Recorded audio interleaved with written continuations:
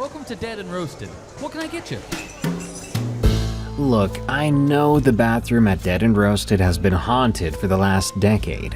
There's nothing I can do about it. The employees are just gonna have to use the dumpy dumpster in the alley, and there's always fresh roadkill out there for an easy cleanup. Speaking of workplace hauntings, today I've got some scary ghost stories for you, featuring railroad demons, pig plant phantoms, and, of course, a bathroom haunted by a ghost. These are tales from the break room. And this is my new book, Creepy Campfire Stories, which comes out on July 8th, 2025, but you can pre-order now on Amazon. The book is a gorgeous and thrilling collection of scary outdoors-related stories of the unexplained. It makes a beautiful and haunting addition to your bookshelf, but it's also the perfect tool to make your next campout something that your friends and family, and even the eavesdropping skinwalker nearby, will never forget. Pre-order now with the link in the description or by searching for Creepy Campfire Stories by Darkness Prevails on Amazon to help me get to 2,500 pre-orders before July 8th. Thank you. Now let's get on to those stories. Demon on the Tracks. From Inspector. I started working with a particular railroad company back in '86, inspecting tracks in the northwestern region. Most people don't understand how much maintenance railroad tracks need. These massive steel rails carrying tons of cargo every day expand, contract, warp, and wear down in ways that need constant monitoring. That's where I came in, as a track inspector, walking miles of isolated rail, looking for problems before they caused derailments. I'm getting close to retire these days. My sister-in-law tells me I should write down some of my experiences while my memory is still sharp. Mostly I think she means the stories I tell her kids about. Wildlife encounters, some of the strange characters you meet in remote rail towns. But there's one experience from the summer of '88 that I've never shared with them. Never shared with anyone, except my supervisor at the time. And he transferred to another division not long after. Back then, I was 32, 2 years into the job and still trying to prove myself. I was a single guy, dated here and there but nothing serious. But my brother Christopher had died 8 months earlier. A sudden aneurysm at 38, leaving his wife and 3 kids under 10. I spent most of my off days helping her out, taking my nephews to Little League games and my niece to her dance classes, trying to fill in for Christopher where I could, though nobody could replace him. That June, I got assigned to inspect a 40-mile stretch of track cutting through a remote area of eastern Montana. The line had been reporting unusual wear patterns that didn't match normal usage. My job would be to walk sections of it with specialized equipment, taking measurements and documenting any anomalies. I checked into a small motel in the nearest town, about 20 minutes or so from where I'd be working. Just a basic place with wood paneling and scratchy bedspreads. But it did have hot water, and it was clean enough for me. The woman at the front desk perked up when I mentioned I'd be working on the rail line. She asked which section, and when I told her, her expression changed slightly. She mentioned that her grandfather had helped build that stretch back in the early 1900s. He always claimed it was cursed ground, that the original survey team had all died under strange circumstances after plotting the route. I nodded politely, but didn't put much credit to it. Every small town has stories like that. Railroad folklore is full of ghosts and curses. Comes with the territory of a job that's claimed a lot of lives over the decades. My first day on site was uneventful. The rails looked normal at first glance, but my measurements showed subtle deformations that couldn't be explained by normal wear and tear. The patterns were very symmetrical though, appearing at exactly the same intervals for nearly a quarter mile in what we called Section 42. The precision was what bothered me. Nature doesn't really work with that kind of regularity, and neither do train wheels. I also noticed my equipment behaving strangely in that section. The electronic measuring devices would fluctuate wildly, and my fully charged batteries drained to nothing in under an hour. I had to switch to manual tools, the old-school calipers and levels that railroad men had used for a century. It was approaching dusk when I first saw him. I was taking measurements about halfway through the section, kneeling beside the rail with my back to the setting sun. When I stood and turned to check my notes, I noticed a man standing beside the tracks about 100 yards ahead. That alone wasn't cause for alarm. It wasn't unheard of for locals to walk along the tracks, though this was a particularly remote stretch. What caught my attention was his clothing. He wore what looked to be a suit, but cut in a style that seemed decades out of date. Not quite an antique, but definitely not current 1980s fashion at the time. In the fading light, I could not make out his features very well. I called out a typical greeting. The distance was too great for me to see his expression change if it did, but something about the way he stood shifted subtly. He seemed to straighten up, his posture becoming unnaturally rigid. I took a few steps towards him. Then I saw his smile, visible even at that distance, just really wide and gleaming. I looked down just for a second to close my notebook, and when I looked up again, I swear to you he was gone, just like that. The landscape didn't really offer anywhere to hide, just flat terrain with sparse vegetation. No one could have moved out of sight that fast. I finished my work for the day and drove back to the motel, trying to rationalize what I'd seen. Maybe a hiker who had ducked down behind the rail bed. Maybe a trick of the light, making a natural object look like a person. The rational explanations didn't quite fit, but they were better than the alternative. That night, I dreamed of the same man standing at the foot of my bed, just staring and smiling at me. I woke up sweating at 3 a.m., and I could not go back to sleep. The next morning, I called my supervisor, reporting the unusual measurements from Section 42. But I didn't mention the man I'd seen. My supervisor said the readings were concerning enough that he was sending another inspector to work with me for safety reasons. Rail integrity in remote areas isn't something the company takes lightly. A derailment in the middle of nowhere can cost millions and potentially dozens of lives. My partner arrived late that afternoon. Funny enough, everyone called him Goob. He was an experienced and heavy-looking inspector in his late 40s. He'd been working here far longer than I had. I asked about his nickname while we were driving to the site. He explained it referred to a snack he always carried, homemade goobers that he offered me from a paper bag. They were some kind of sweet, nutty cluster. Tasted pretty good, but when I asked for the recipe, he just winked at me, said it was a family secret. Goob was exactly what you'd expect from a career railroader. Knowledgeable, no nonsense about safety procedures, but full of colorful stories about his years on the job. He was good company as we worked through the measurements in Section 42. After what I saw, I was glad to not be alone for a while. The equipment issues continued. Goob's devices malfunctioned in exactly the same way as mine had, and his watch stopped completely when we entered the section, starting again right when we left. Bizarre, huh? He frowned at this, but didn't comment beyond saying he'd never seen anything like the wear patterns we were measuring. We broke for lunch around 1 p.m., sitting on some maintenance blocks near the tracks. I was mid-bite into some kind of sandwich when I spotted him again, the smiling man. He stood about 200 yards down the track watching us. This time he was in broad daylight, so I could see him much more clearly. He wore a dark suit with a vest, hair neatly parted, and that same unsettling smile fixed to his face. His skin was pale, almost waxy looking, even from that distance.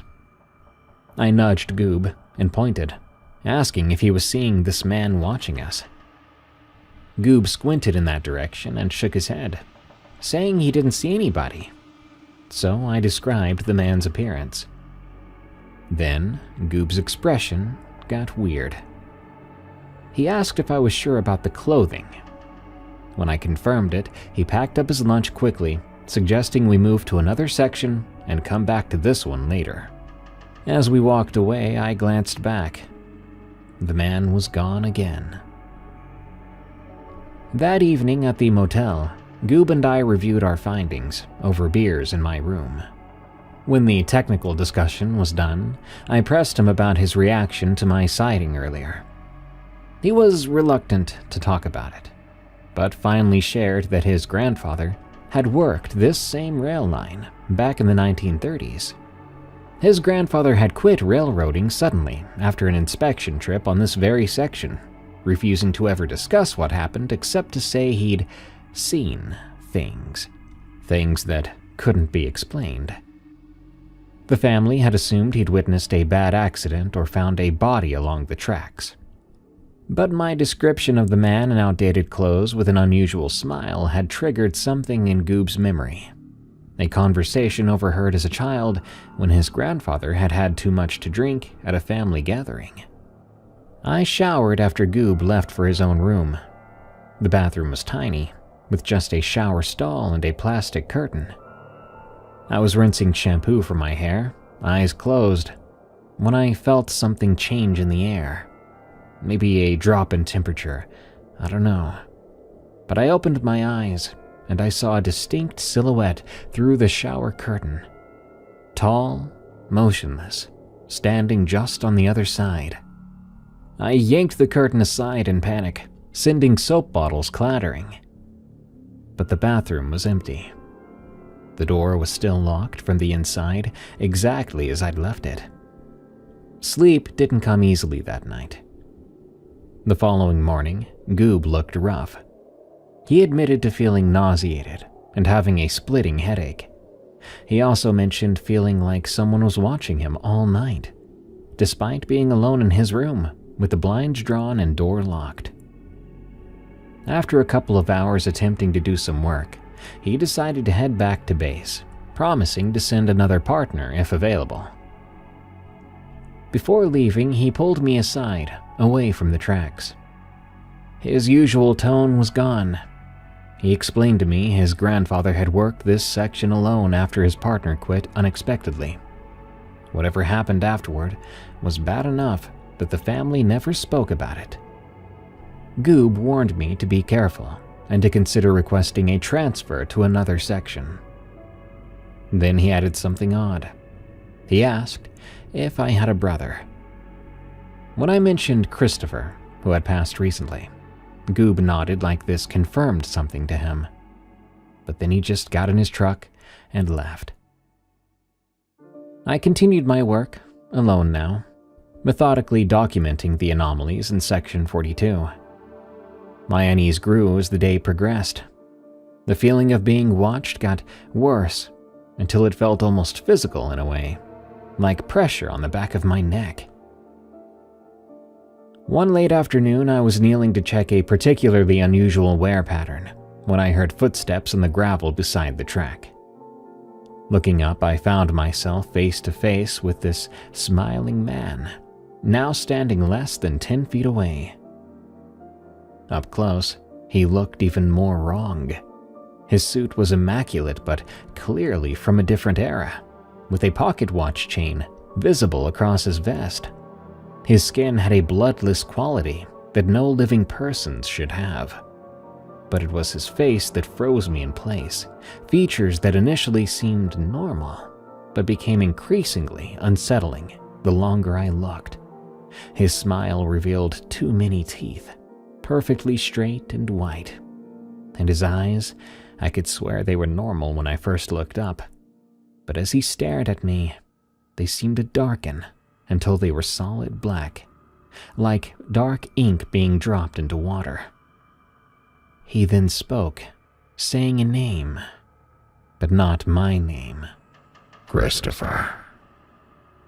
I corrected him immediately, explaining that Christopher was my brother, and he was dead. The words left my mouth before I could even think better of engaging with this whoever or whatever it was. His smile widened, as if that was even possible. Then he simply said, Wrong, brother. It was a voice that sounded like several people speaking in unison, but slightly out of sync. The blast of a train horn broke the moment. I turned instinctively toward the sound, and when I looked back, you guessed it, the man was gone. The eastbound freight rattled past minutes later. The engineer gave me a casual wave, as inspectors are a common sight along the tracks. After the train passed, I found my notebook lying open on the ground where I'd been working. Flipping through it, I discovered page after page filled with the same phrase repeated in handwriting not my own. Wrong brother, wrong brother, wrong brother. I finished my inspection as quickly as I could, then drove back to my motel. I was too shaken up to even consider stopping for dinner. In my room, I called my supervisor from the bedside phone and reported everything. The measurements, the equipment failures, and yes, the man with the impossible smile who knew my brother's name. To his credit, my supervisor didn't just dismiss my claims. He asked some questions about the rail conditions and promised to send a full team to inspect the section properly. I was so exhausted I didn't have trouble sleeping that night, except when I was awakened at 3 a.m. Something felt wrong. The bedside lamp was on, but I was sure that I had turned it off. On the nightstand were several small items arranged in a circle. My brother's pocket knife, with his initials engraved on it, a silver dollar he'd carried as a lucky charm, and his wedding ring. These were not items I just carried with me. None of them should have been in my motel room. The knife and coin were in a box of Mike's possessions, which I kept in my apartment. The ring, though, that had been buried with him. I checked out at first light, and I never went back to that section. I finished my reports, and that was that. 6 months later, I heard through company channels that a freight train had derailed there, despite the repairs that had been done after I left, but I wasn't told the exact cause. Last month, my nephew, I'll refer to him as James, Christopher's oldest son, who's in his 40s now with his own kids, was helping me clear out some old boxes from my garage. He found a folder of sketches I'd made during my early railroad days. Mostly technical drawings of track components, but mixed in was a rough sketch I'd done of a smiling man. James asked who it was. When I saw it, it was instantly and terrifyingly familiar. I told him it was just some random guy I'd encountered on the job. But then he said something that alarmed me. Told me that his 10-year-old had been drawing a similar-looking figure for a while. A man with a very wide smile, black eyes, and a suit from an older era. I don't know what any of this means. I don't know what that man is, or why he's fixated on my brother. But he better leave my freaking family alone.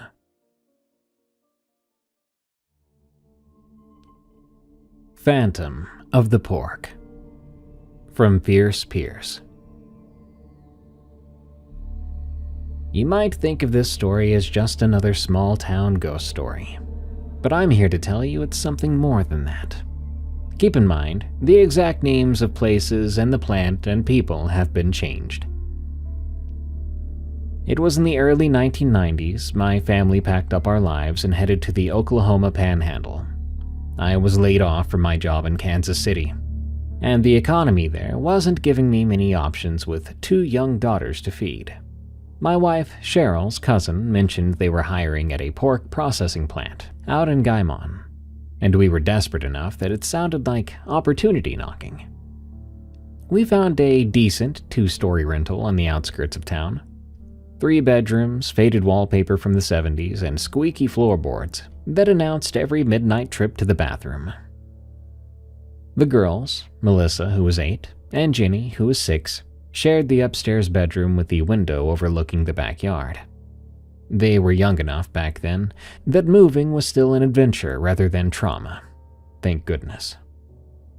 The day we arrived, our neighbor dropped by with a casserole and warnings about the August heat. She told us we'd picked a heck of a time to move to the Panhandle while fanning herself on our porch. She mentioned we'd toughen up by winter when the wind comes sweeping down and freezes everything it touches. Westland Pork Processing was a short drive from our house. The place was enormous. Imagine all corrugated metal, concrete, and industrial efficiency, sitting isolated on the flat landscape like a butcher's fortress.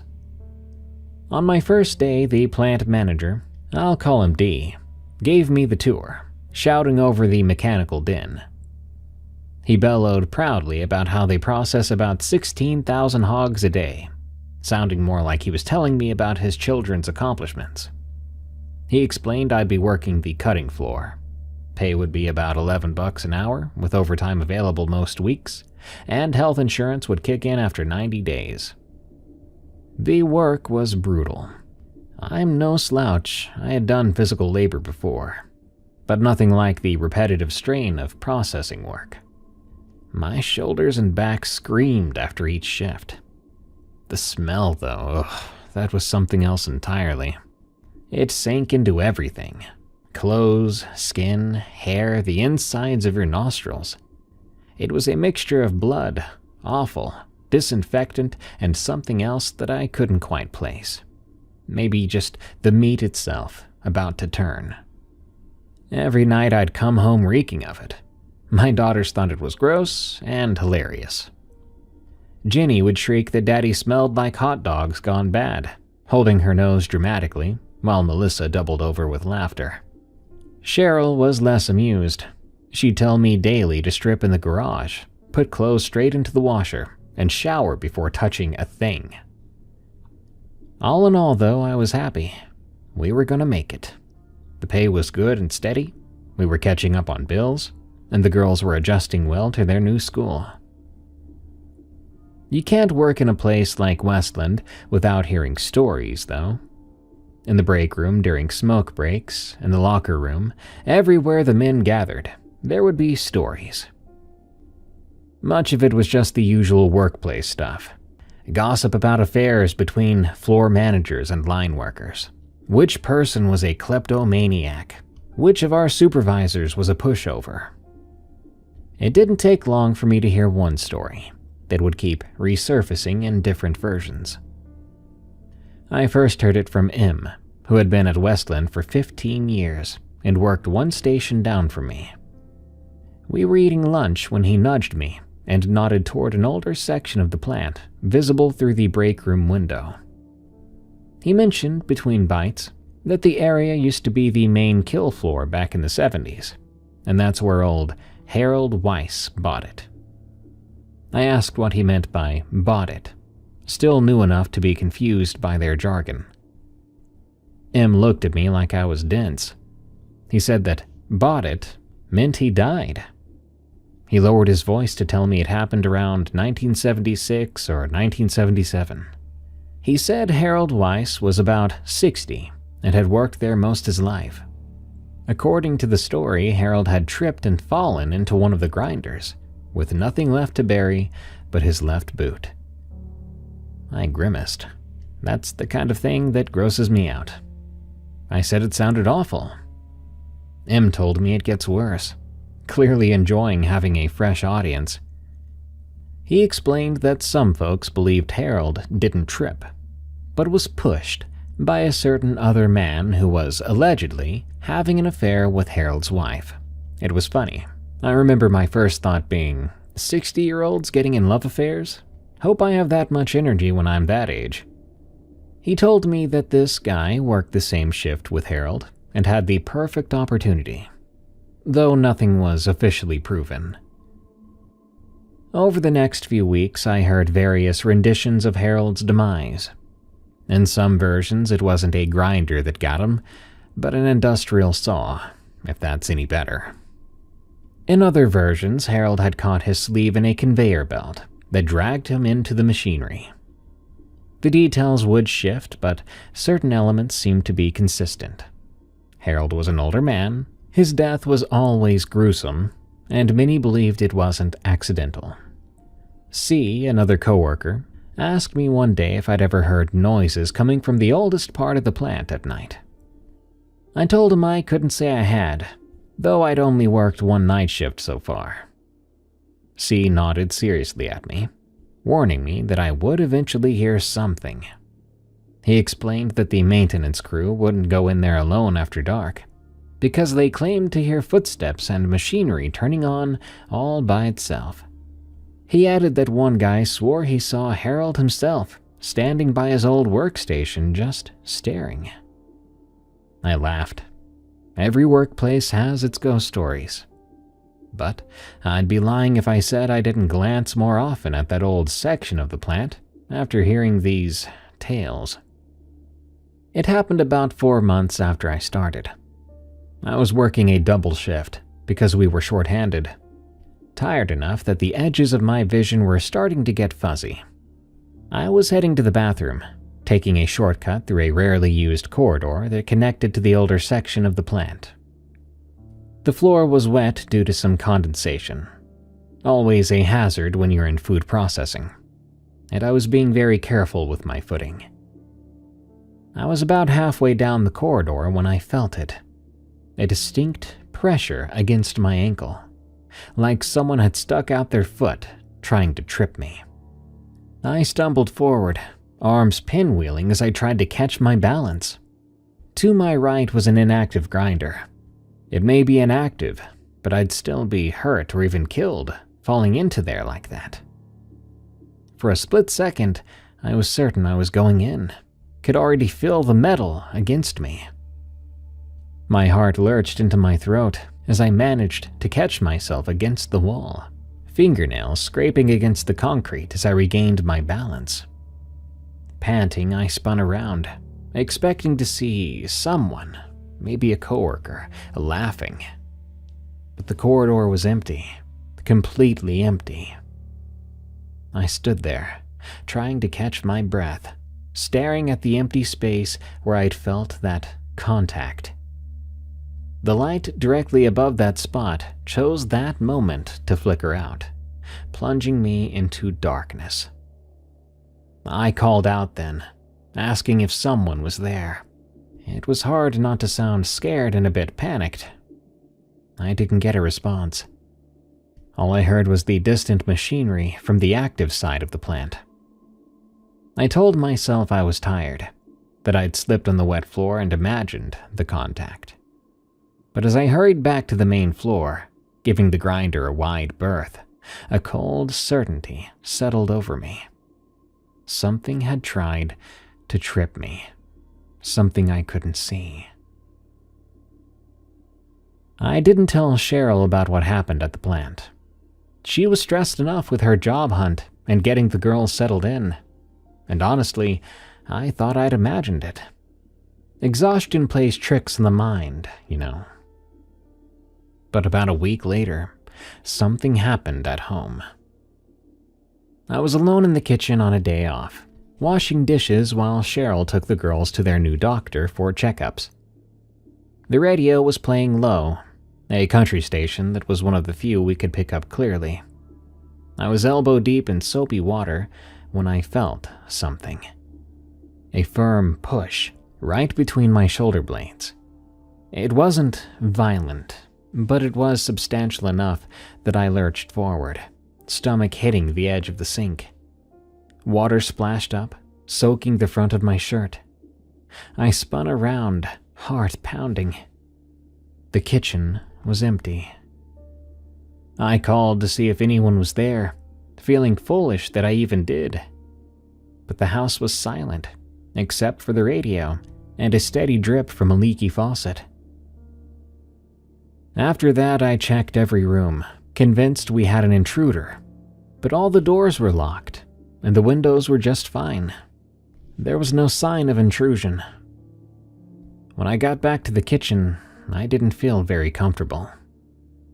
Just then, the radio cut to static, a harsh burst of white noise that made me jump up. When I tried turning the dial, it went right back to the country station, as if nothing had happened. These incidents went on, small at first. Items moved from where we'd left them, cold spots in random areas of the house, the distinct feeling of being watched while showering or changing. I tried to make sense of it, but how do you do that? Was the house settling? Was it on some sort of high magnetism ground, if that's even a thing?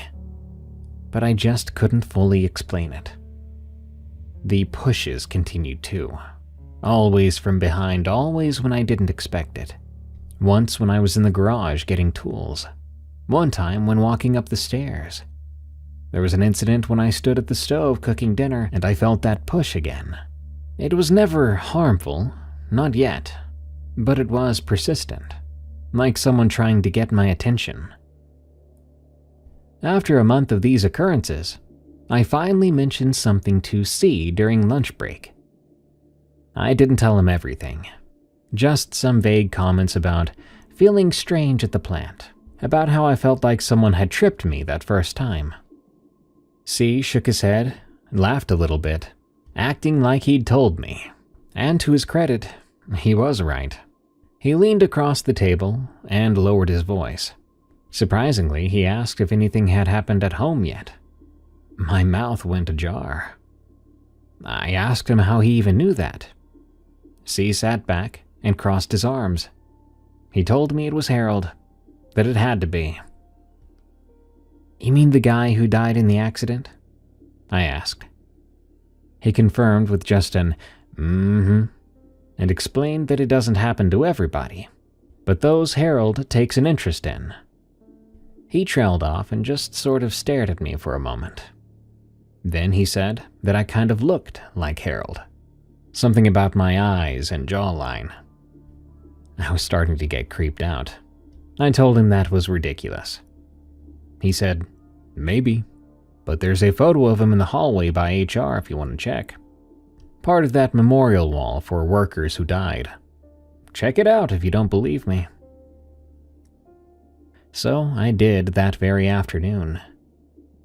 The memorial wall was modest, a collection of framed photos with small brass plates noting names and their years of service.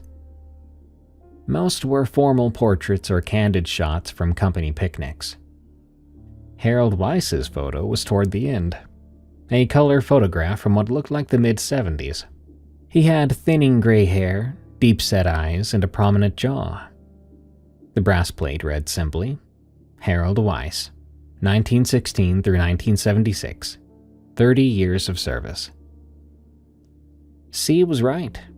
There was a resemblance. Nothing dramatic, we weren't twins or anything, but enough of a similarity to be striking. Same eye color too, same jawline. Even the way our left eyebrow arched slightly higher than the right. I stared at the man's photo, and for a moment, I could have sworn his eyes looked at me. It startled me enough I nearly collided with a passing secretary. Sorry, I mumbled, and I hurried away. The activity at home intensified after I saw Harold's photo. Maybe he knows that I know. The pushing became more frequent and stronger. We even started to hear doors slamming without any draft. The television turned on a few times on its own, straight to static, right in the middle of the night. Our girls complained about bad dreams, where an old man stood at the foot of their beds, watching them sleep. Cheryl was starting to notice. What's going on with this house? She asked one evening, after a shelf of dishes crashed down for no apparent reason. Is this place haunted? Surely not, I lied, helping her clean up the broken pieces. It's just an old place, a bit unstable and creaky in places. I was very wrong, and the worst was yet to come. On a Tuesday night in November, I had just gotten home from work. I was in the shower, trying to wash away the smell of the plant. Cheryl was downstairs making some dinner. The girls were in their room, supposedly doing homework. I had just turned off the water when I heard screaming. Not normal kid screams. These were screams of terror, turning my blood to ice. I threw on a towel and ran out, nearly slipping on the wet floor. The screams were coming from the girls' bedroom. Cheryl was already at their door, pulling on the handle and screaming back, asking what was wrong. She shouted when she saw me that the door wouldn't open, that it was locked, and the girls were screaming. I yelled for the girls to open the door while rattling the handle myself. Melissa's voice came through high and panicked, telling us they couldn't open it, that it was stuck. She cried out that there was a man at the window. Ginny was just screaming, her voice going hoarse. We'd never installed locks on the upstairs doors. There was no physical way that door should have been locked. I told Cheryl to stand back before ramming my shoulder against the door. Pain exploded across my collarbone, but the door didn't budge. I tried again and again. On the fourth try, something splintered, and the door flew open. Both girls were huddled in the corner farthest from the window, clutching each other and crying. The window itself was wide open, cold November air gusting into the room, the curtains billowing. I rushed over to them while Cheryl closed the window. I asked what happened and who had opened the window. Ginny hiccuped through her tears that it was this old man, that he was outside looking in at them. Cheryl said that would be impossible since we were on the second floor, and she would be right. Melissa insisted with a face pale from terror that the man was really there.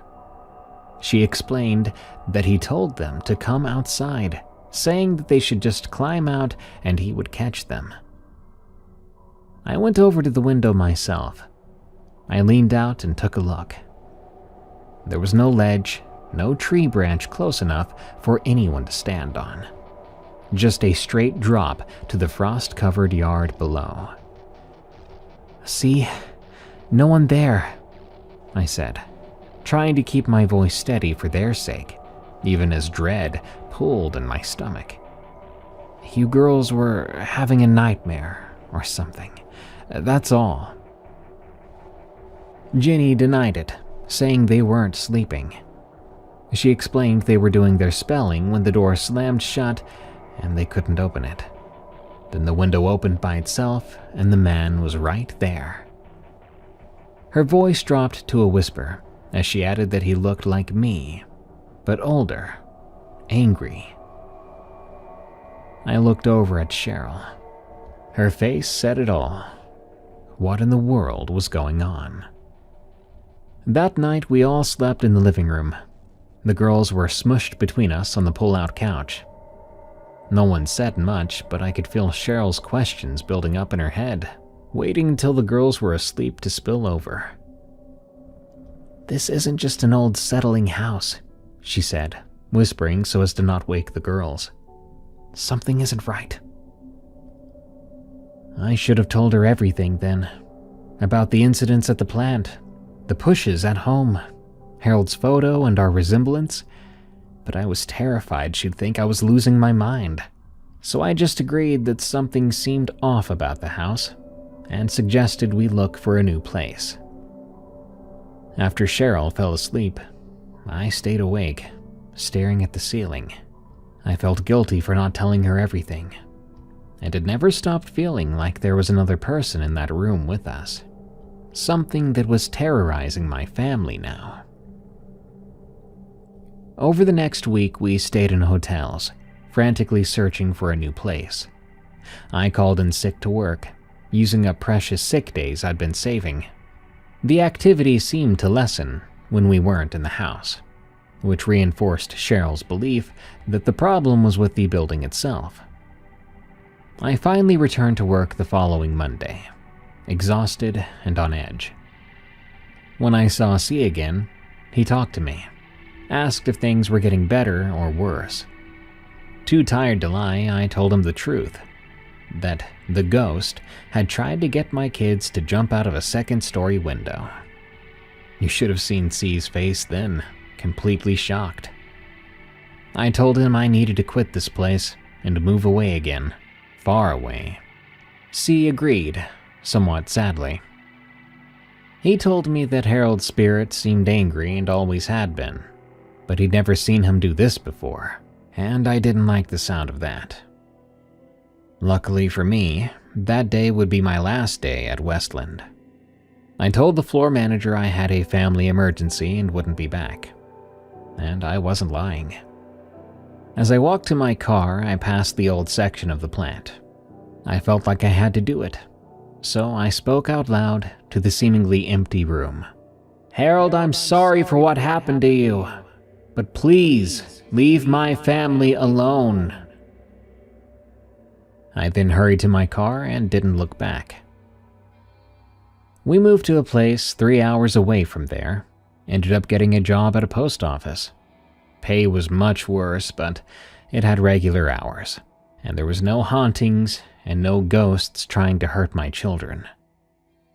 Life went back to normal, and it's been normal ever since. I hate that apartment. From Rickham. My job brings me to a certain place that I have to go to because it's my job, but I hate it. That would be apartment 412. I clean apartments for a property management agency. When tenants move out, I go in with my supplies, clean everything top to bottom, take photos for the leasing agent, and move on to the next one. Most apartments do have their quirks. Some have water damage, others have carpet stains out the wazoo that won't come out no matter what you use. Then there's the one where people forget things, and you get to take home a little souvenir. Just kidding. I have to call management and let them know that something was left, so that the old tenants get a chance to get it back. But there is one unit I dread seeing on my work order, and yet it's my most frequent. Apartment 412. This unit has had more tenant turnover than any other property I've ever serviced. People typically stay maybe 3 months, 4 at the most, then break their lease suddenly. The property manager has told me they think it's the street noise, or maybe pesky plumbing issues. But I know better. I've been in that apartment at least 8 times in the past 2 years, and every visit, something happens. The first time it happened, it was subtle. I was doing my usual routine. Kitchen first, then bathrooms, bedrooms, living areas. About 20 minutes in, I heard something. It sounded like breathing. Not loud, just the soft in and out you'd hear from someone sleeping. I checked every room, thinking maybe the tenant was still there. Could have even been a squatter. But there was no one. The entire apartment was empty. But I swear the breathing followed me from room to room, sometimes from behind, sometimes beside me. And the feeling of being watched was so intense that I kept spinning around, expecting to see someone there. I rationalized it. Old ventilation system. Pipes. My imagination after a long day. But I worked double time to finish the apartment, skipping my usual break. The second time was about 4 months later. New tenant had moved out after only 10 weeks. The apartment was a mess. Looked like they up and left in a hurry. I set my cleaning caddy down in the kitchen and went to check the bathroom for supplies. Couldn't have been gone for more than 30 seconds at the most. When I came back, my caddy was missing. I mean, how? I checked every room, thinking I might have absent-mindedly carried it somewhere else. But I didn't. I was getting frustrated until I happened to glance out the balcony window. There it was, my caddy, perfectly balanced on a tree branch that extended near the building. The balcony door was locked from the inside. The windows were closed. I was on the 4th floor. I called my supervisor, claimed I couldn't complete the job because I'd forgotten crucial supplies.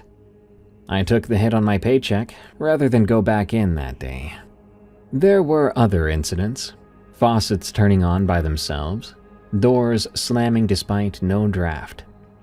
One time my phone alarm went off with a voice note I never recorded, but I couldn't make anything out.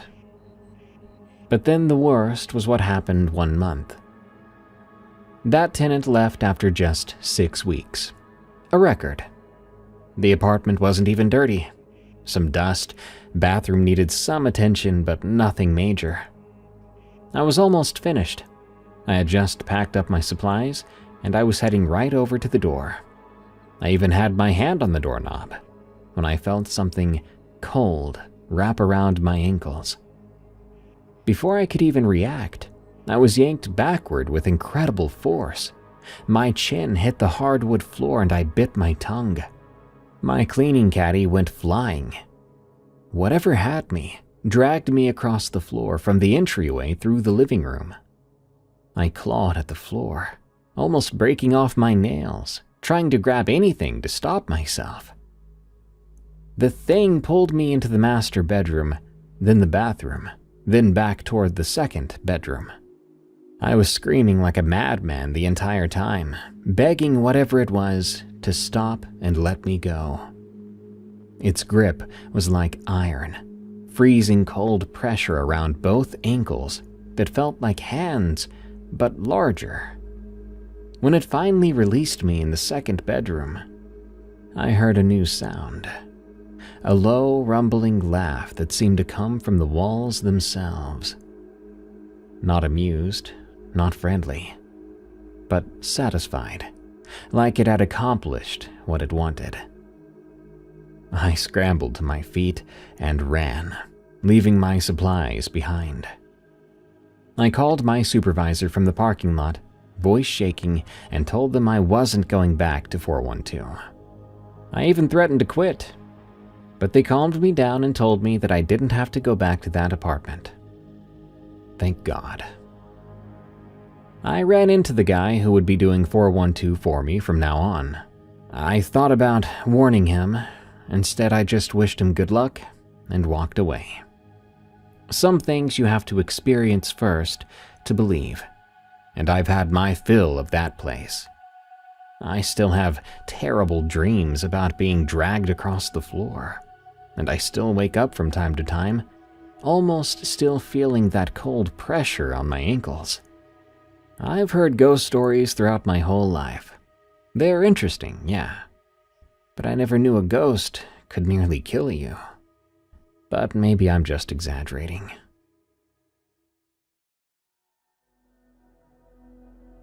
The Forbidden Restroom. From Lisa K. Do you guys also have your workplace ghost stories? Well, here's mine, and what it led to. I worked at this marketing place, an office building. HR went through all the usual orientation stuff with me. Benefits packages, organizational chart, building tour. But there was one oddity I still remember clearly. When the HR lady showed me where the restrooms were located, she pointed down the hallway and explained that the women's restroom was the third door on the right. Then she added, almost casually, but with a peculiar seriousness beneath her smile, that most of the women prefer using the restroom on the second floor. She didn't elaborate as to why, just mentioned it was more reliable, and gave me a knowing look before moving on to show me the break room.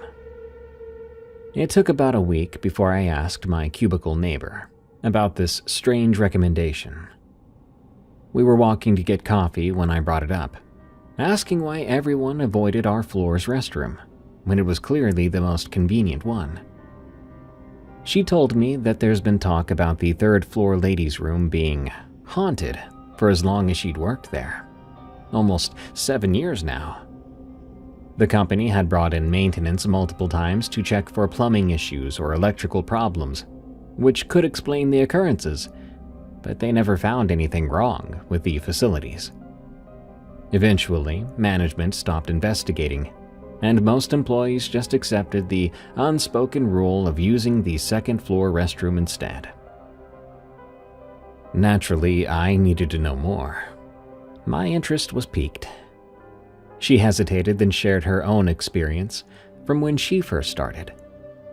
She had used the third-floor restroom before anyone had warned her about it. While in a stall, she heard soft crying coming from the stall next to hers. Thinking it was just someone having a rough day, she called out, asking if she was okay. The crying instantly stopped. When she finished and exited her stall, she checked the neighboring one, and it was empty. In fact, she realized she had been alone in that restroom the entire time. Over lunch that day, I decided to collect more stories, if there were any. A woman from accounting admitted she'd thought the haunted bathroom stuff was just office folklore, until her own encounter about 2 years ago. She considered herself a skeptic before then, and had deliberately used that restroom to prove everyone was being silly. While washing her hands, she clearly saw a woman with long dark hair standing behind her in the mirror's reflection. Kate turned around, but no one was there. When she looked back at the mirror, the figure was gone. She's used the second-floor restroom exclusively ever since. Other stories followed a pattern, indicating that people never felt or were alone in that restroom. Now, truth be told, I've always been fascinated by ghost stories. As a kid, I dragged my parents to supposedly haunted locations during vacations. In college, I joined the Paranormal Investigation Club, mostly as an excuse to explore abandoned buildings after dark. So, instead of being scared off by these tales, I was intrigued. One night, I had to stay late to finish a pitch deck for a client meeting. By around 9 p.m., the office was empty. Everyone else had gone home hours before. As I was saving my files and preparing to leave myself, I realized, probably foolishly, that this was the perfect opportunity to investigate the third-floor restroom without anyone else knowing. The hallway was dimly lit with just the security lights on. I pushed open the heavy door to the women's restroom and flipped on the light switch. It looked completely ordinary and clean. White tile floors, 4 stalls, 3 sinks with a large mirror, paper towel dispenser on the wall. Nothing ominous about it. I felt a little silly as I went about my business, using the first stall. No ghostly cries or anything like that. I washed my hands and checked the mirror periodically, but I didn't see anything. I smiled and thought to myself, so much for the office ghost.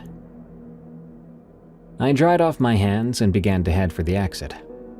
The door had one of those push plates instead of a handle, the kind you just lean into to open. I pressed against it, but it didn't budge. Thinking I wasn't pushing hard enough, I really put my shoulder into it. And still, nothing. The door felt like it was locked from the outside, which made no sense for a restroom door. And then, the lights went out. Not a flicker, not a gradual dimming, but an instantaneous blackout. There were no windows in that restroom, no other light source, so it was complete black darkness. My heart immediately began to race. I fumbled for my phone in my pocket to use as a flashlight, but it wouldn't turn on. I had been at the office all day, and it was dead. I felt stupid. I already knew it was dead before even coming to the bathroom, so why even try? I backed away from the door, feeling my way along the wall until I reached the corner. I sat down on the floor, trying to control my breathing, It's just an electrical issue, I told myself. The door stuck because some kind of pressure thing, because the ventilation's off too. But then I heard something. The soft, unmistakable sound of wet, bare feet on tile. The footsteps were slow. Slap, pause, slap, pause. They were moving across the bathroom floor towards me. I pulled my knees to my chest, making myself as small as possible. The footsteps got closer until they stopped right in front of me. So close, I should have been able to feel someone standing there. I held my breath. I couldn't move, or didn't want to. Something cold brushed against my cheek then. Not quite a hand, more like fingers of mist. I squeezed my eyes shut, though it made no difference in that darkness. And all at once, the lights snapped back on with a harsh buzz. The sudden brightness was blinding. As my eyes adjusted, I saw that I was alone in that bathroom. But now the exit door was slightly ajar, swinging gently, as if someone had just gone through it. I got to my feet in record time and practically fell through the doorway, and I didn't stop until I reached the elevator. My hands were shaking as I gathered my things from my desk and left the building. The next day, I debated whether to tell anyone what happened. Part of me wondered if I'd just scared myself into imagining these things. But when I arrived at my desk, I found a small puddle of water below my chair, as if someone with wet feet had been sitting there, waiting for me. Yeah, I use the second floor restroom now. Some company traditions exist for a reason. So, guys and gals of the employed world, if you knew a bathroom was haunted at your workplace, would you go and use it on purpose? Would you attempt to throw a towel at the wet ghost girl? Or just take it easy in the not-so-haunted bathroom down the hall? That brings us to the end of this episode of Tales from the Break Room. Thanks for tuning in. I'll be back soon with more scary work stories for you. Until then, be sure to send me your scary work stories at eeriecast.com/submit and help us become the biggest scary story podcast in the world by following and reviewing Tales from the Break Room on Spotify and Apple Podcasts. Thank you. Before I go, don't forget, my absolutely thrilling and brand new book is coming out July 8th, 2025. It's called Creepy Campfire Stories, and you can find it on Amazon right now for pre-order. This hardcover book is a gorgeous addition to your collection and contains a hand-picked archive of scary outdoors-related stories of the unexplained. The perfect campfire stories to tell around the campfire to make your next campout something your friends and family will never forget. Don't be a skinwalker. Pre-order Creepy Campfire Stories today on Amazon or click the link in the description. I'm trying to get to 2,500 pre-orders before July 8th. Thank you.